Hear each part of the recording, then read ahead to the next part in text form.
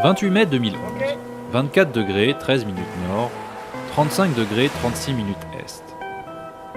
L'expédition Changing Oceans a rejoint le Grand Sud égyptien. Nous quittons le port d'Amata, situé à 180 km au sud de Marsa Alam, pour nous rendre sur le récif d'Abu Galawa.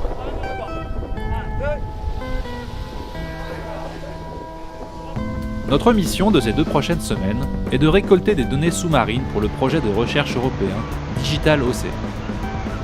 Pour nous guider dans cette tâche, une équipe de Virtual Dive, coordinateur du projet, et de Suboceana, consultante pour la fondation Antinea, ont rejoint notre bord. Le projet Digital Océan est un projet qui est financé par la Commission européenne, qui a une durée de 2 ans.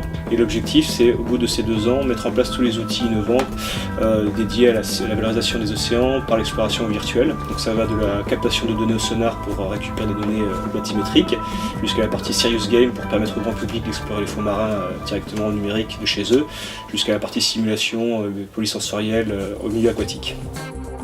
Quant à elle, la fondation Antinea, également partenaire du projet Digital Océan, mettra à disposition Fleur de Passion comme plateforme logistique permettant de tester les méthodologies qui seront mises en œuvre dans le projet. Alors là, on est en tout début de projet européen. L'objectif, c'est de mettre en place des méthodologies qui nous permettront d'affiner le process pour après automatiser la modélisation des fonds marins. Donc en fait, on part de certains sites qui ont été faits par nos partenaires italiens il y a 15 ans. Eux, ils sont partis sur des croquis et des photos géopositionnées sur ce site. Et l'idée, c'est de faire un état des lieux 15 ans plus tard et également améliorer le processus pour avoir des sites modélisés d'une manière plus réaliste en attendant qu'à la fin du programme, on puisse avoir des robots sous-marins qui nous permettront d'avoir les relevés bathymétriques d'une manière automatisée. À défaut de robots automatisés, c'est à coup de palme et à l'aide d'une station GPS improvisée que les relevés sont effectués. Tout en parcourant le périmètre du récif, les coordonnées GPS sont mesurées à intervalles réguliers. Elles serviront comme données de base pour la modélisation du récif en 3D. Ma partie, ça a été ici un petit peu de participer à la captation et à l'intégration des données dans un système 3D qu'on a mis en place sur le bateau avec toute la méthodologie, donc en partant de Probar, de dessins faits par les plongeurs, de vidéos, de photos, et puis en analysant un petit peu ça tous les soirs en rentrant sur le bateau, on a réussi à faire un modèle sur le site pendant le voyage.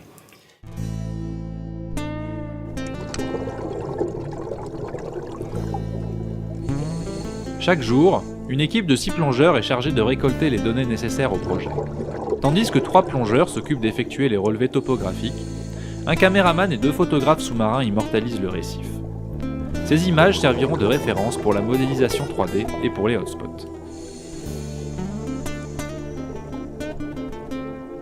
Par exemple, on est parti de cette photo qui nous a bien aidé et on a réussi à reconstituer, à partir de notre image et de nos dessins, l'environnement. Donc là, on a replacé le bateau tel qu'il était au mouillage, par exemple.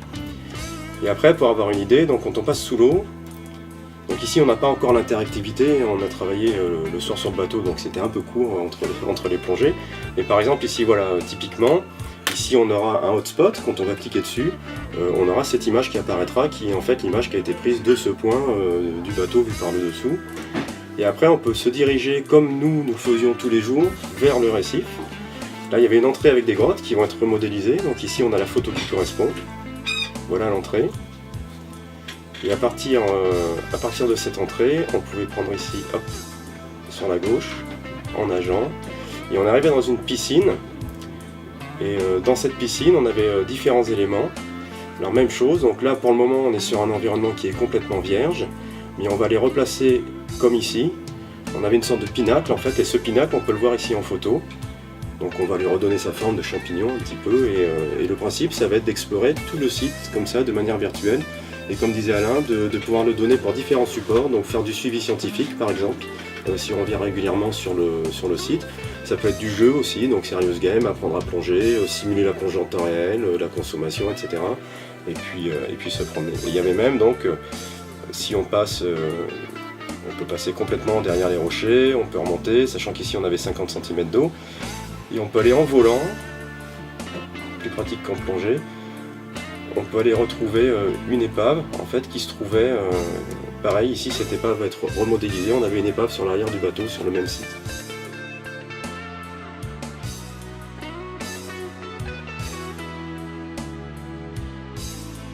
L'idée à terme, c'est que n'importe qui visitera ces sites, que ce soit la personne qui fera du snorkeling jusqu'au plongeur, puisse avoir des outils qui lui permettront de remodéliser le site de plongée sur lequel il plonge. Donc on met en place une sorte de système multimédia aquatique, c'est un ordinateur amphibie. Et l'idée, c'est que la personne, en visitant le site, puisse récupérer des données multimédia, photos, vidéos, et également des points GPS. On pense aussi équiper le système d'un sonar, donc n'importe qui pourra avec cet outil soit retravailler sur un site existant, soit en partant de rien, recréer son univers virtuel en 3D pour explorer le site, soit en situation, soit de chez lui plus tard quand il entrera à son domicile.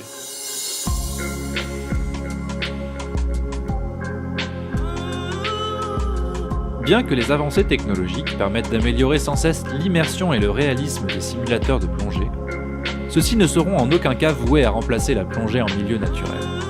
Ils sont en revanche d'excellents outils ludiques et pédagogiques de communication, permettant au grand public de découvrir la plongée, la biodiversité de nos océans, ainsi que de les sensibiliser sur leur fragilité et leur préservation.